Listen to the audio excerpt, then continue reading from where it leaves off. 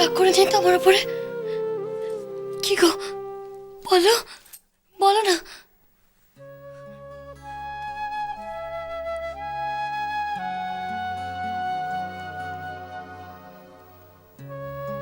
তোমায় ভালোবাসি, তাই তো এত রাগ হয়।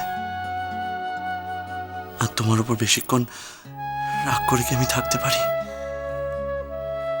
আচ্ছা চলো চলো, কি ঘুমিয়ে পড়বে, চলো এসো। কি হলো? কাল সারা রাত তো তোমারও ভালো করে ঘুম হয়নি। তুমি একটু রেস্ট নাও। তাই বুঝি? হুম। ঠিক আছে, আমার তোমার সাথে শুতে কোনো আপত্তি নেই। আমি তোমার সাথে শুয়ে পড়ছি, কোনো ব্যাপার না, চলো। এই, কি হচ্ছে দেখি এটা? আমি কি একবারও সেটা বলেছি নাকি?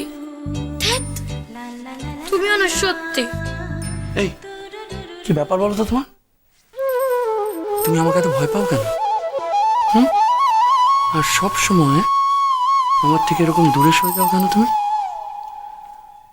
কেন? আচ্ছা ঠিক আছে, আমি অফিসের জন্য বেরিয়ে যাচ্ছি। তোরে কোথায় সরিয়ে দিই? এই তো তুমি আমার এত কাজ। তবে একটা কথা, আজ তুমি অফিসে যাবে না, প্লিজ প্লিজ। ওকে ডান, আজ আমি অফিস যাব না। তা আমি আমার সোনা বউয়ের সাথে কি করব শুনি? হুম?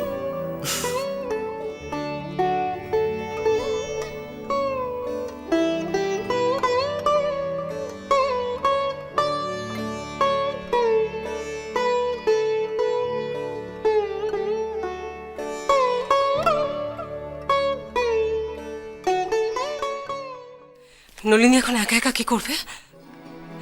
আচ্ছা, ও একা একা অসুস্থ রুদ্রকে সামলাতে পারবে না? দেখাশোনা করার তো কেউ নেই।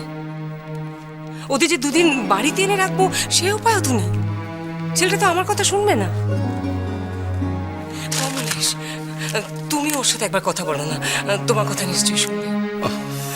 আচ্ছা, একটা কাজ তো করা যায়, ভালো কোনো নার্সিংহোমে যদি রুদ্রকে রাখা যায়। কি আশ্চর্য, তুমি এত উতলা হচ্ছ কেন? আচ্ছা, শোনো শোনো, আমার কথাটা শোনো। নিখিল আর মৌরি তো ওখানে গেছিল, সারা রাত ছিল, সব ব্যবস্থা করেছে, ডাক্তারও দেখিয়েছে। এখন যদি তুমি এমন করো না, আমাদের সাথে কাগজ চাষা বলা পড়তে পারবো না। বাহ, চমৎকার! নিখিল আর মৌরি বললো আর তুমি নিশ্চিন্ত মনে খবরের কাগজ পড়তে বসে গেলে। ওই দেখ দেখ সমরেশ, দেখ তোর বৌদির অবস্থা দেখ। আর ও গরম লেগে ছেলেটা একটু জ্বর হয়েছে, এখন তো ভালো আছে। কি অদ্ভুত অদ্ভুত।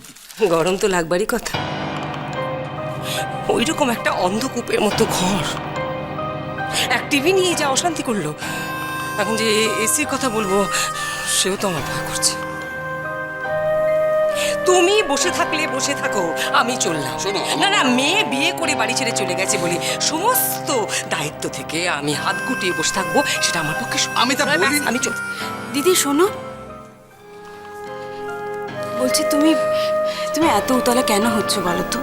আমি তো একটু আগে ফোন করেছিলাম, রুদ্র ভালো আছে, ঘুমোচ্ছে, গায়ে এক ফোঁটাও জ্বর নেই।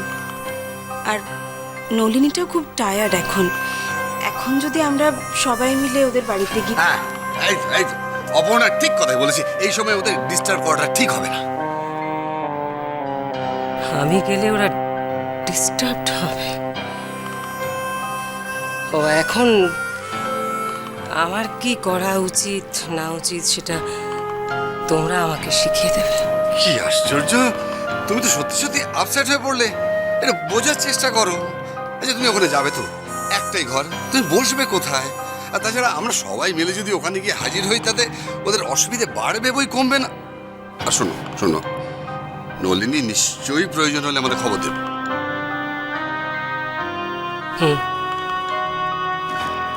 বৌদি, দাঁড়াও, আমি দেখছি। দাদা, সব সময় সবাইকে সব কথা যুক্তি দিয়ে বোঝানো যায় না। তোমরা কেউ কেন বোঝার চেষ্টা করছো না যে বৌদির ভেতরটা কিরকম ছটফট করছে? আমি বলছি তোমরা কি করবে। তুমি অফিস যাও, ঘন্টা দুয়েক পরে এসে বৌদিকে নিয়ে ওদের বাড়ি থেকে ঘুরে এসো। শোন, তুই আমার কথা শোন। প্লিজ প্লিজ, আমরা বড়, আমাদের কর্তব্য আমাদের করতেই হবে। এটা ওইটুকু ছেলে রুদ্র, সে কি ভাববে না ভাববে সেই ভেবে আমরা নলিনীর বিপদে ওর পাশে গিয়ে দাঁড়াবো না? বৌদি, বৌদি তুমি কিচ্ছু ভেবো না, সব ঠিক হয়ে যাবে বৌদি। আমি বলছি সব ঠিক হয়ে যাবে, প্লিজ কিচ্ছু ভেবো না, তুমি এরকম করো না, সব ঠিক হয়ে যাবে। কিচ্ছু ভেবো না তুমি, everything will be okay, please.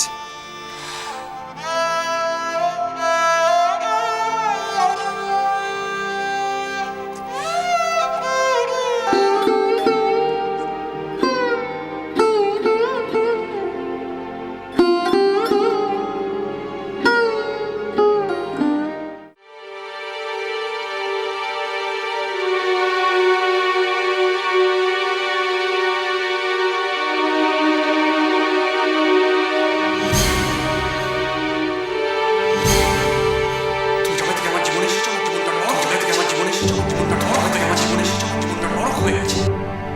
তুই যবে থেকে আমার জীবনে এসেছো, আমার জীবনটা নরক হয়ে গেছে। আমার জীবনে হাসি, খুশি, আনন্দ, ভালোবাসা সব চলে গেছে। আর কেন? আর কি চাও তুমি?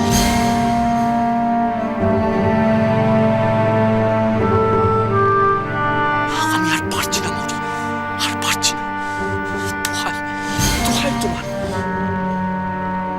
কি চাই তোমার মৌসি? যা চাই সব নিয়ে যাও, কি চাই তোমার মৌসি?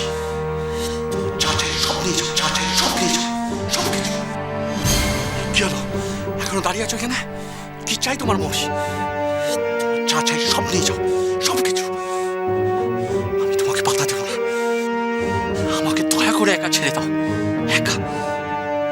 রেহাই দাও আমাকে, রেহাই। আমাকে দয়া করে একা ছেড়ে দাও, একা। আমাকে দয়া করে একা ছেড়ে দাও, একা। রেহাই দাও আমাকে, রেহাই।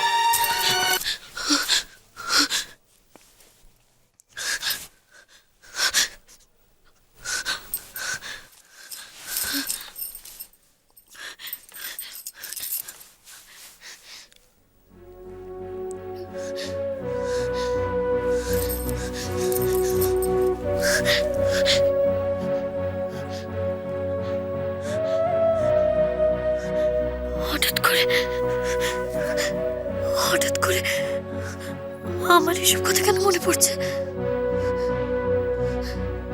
না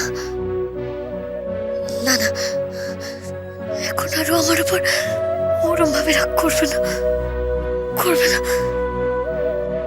আরে মৌরি, তুই যে এখন এত কিছু করে বেড়াচ্ছিস, তোর বরের কোনো আপত্তি নেই তো? না মানে তোর এত নাম ডাক তোর বরের ভালো লাগছে তো? ও মা, ওর ভালো কেন লাগবে না? কে জানে বাপু, ছেলেদের তো একটুতেই মনে লেগে যায়। ও যদি সব ব্যাপারে এগিয়ে যায়, এটা তো কোনো বড়ই মেনে নেয় না। তার উপর আবার নাচের মতন এমন একটা পেশা।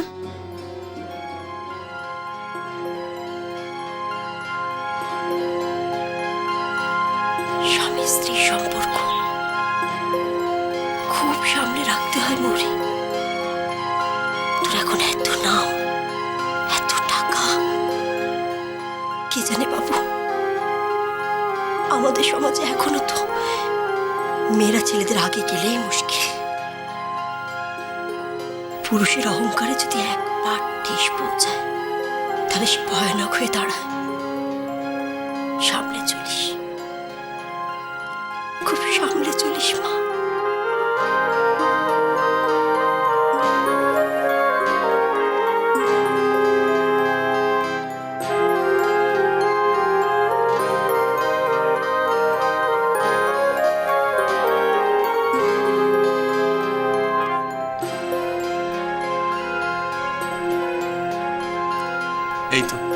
এই তো তুমি উঠে গেছো।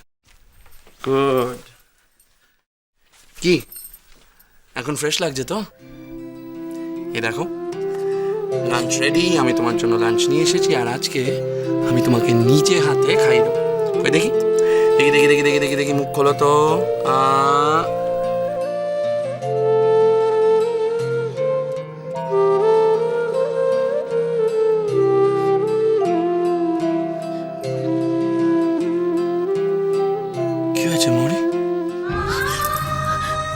আর কখনো তুমি আমার উপর রাগ করবে না, কখনো না। তুমি রাগ করলে আমার খুব কষ্ট হয়, আর কখনো রেগে থাকবে না তুমি আমার উপরে, কখনো না, কখনো না।